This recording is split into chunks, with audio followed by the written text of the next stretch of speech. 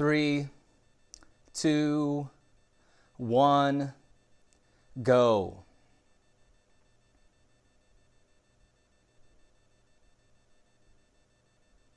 The Clemson Tigers and Georgia Bulldogs will meet up in Week 1 of the 2014-15 college football season.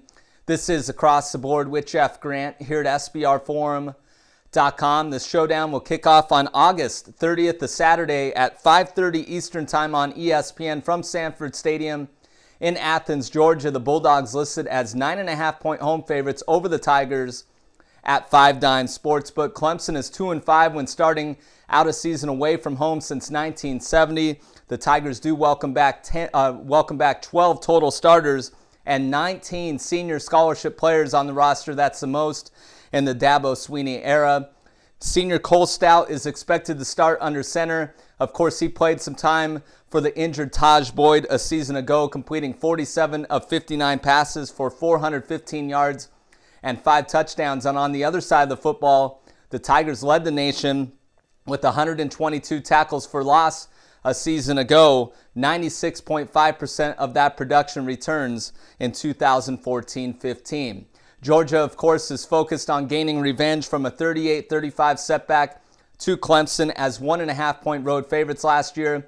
The Bulldogs actually outgained the Tigers by a 545 to 467 margin in that contest in Death Valley.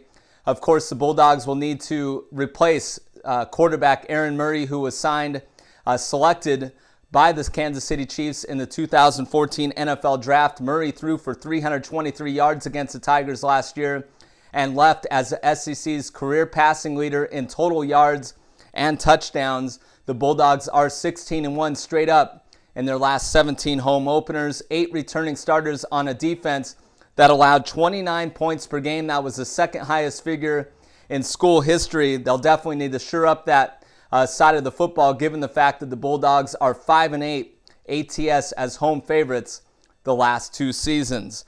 From a handicapping perspective, Clemson has 6 wins over Southeastern Conference schools under Swinney's direction. I'm going to take the points here and back the Tigers against the Bulldogs in Week 1 of the 2014-15 college football season. This has been another edition of Across the Board here at SBRforum.com, and you can follow me on Twitter at Jeff Grant Sports.